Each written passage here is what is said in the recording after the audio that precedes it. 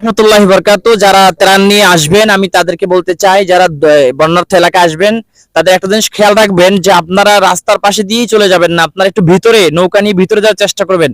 যেমন আমাদের একটি টিম কিন্তু ইতিমধ্যে অনেক ভিতরে চলে গেছে, যা কোনো খোঁজ খবর নাই, ডাইকা পাচ্ছি না এমন একটা অবস্থা। এই মাইক দিয়ে অনেকক্ষণ টাকা রাই করছি, কোনো কাজ হচ্ছে না, মানে এত ভিতরে চলে গেছে। তা আমি একটা কথা বলতে চাই, এটা ভালো চলে গেছে, সমস্যা নেই, দিয়ে আমরা আসবে, যেহেতু বোট নিয়ে গেছে। তা অনেকে এখানে একটা অভিযোগ যে রাস্তার পাশে যারা মানে মেইন রোডের পাশে তাদেরকে দিয়ে তারা চলে যায় আর ভিতরের দিকে যান, অথচ এই ভিতরে অনেক ভিতরে মানুষের যার কাছে ত্রাণ পৌঁছাই নাই। হ্যাঁ, ভিতরে ঢুকতে চায় না, তো রাস্তা দিয়ে ডাইরেক্ট চলে যায়।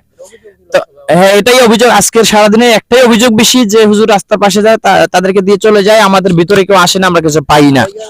তাহলে আর আমরা যে গ্রামে এখন আছি, যে এই গ্রামের নাম জানি কি, মাতার বাতাবাড়িয়া বাতাবাড়িয়া, বাতাবাড়িয়া লাকসাম,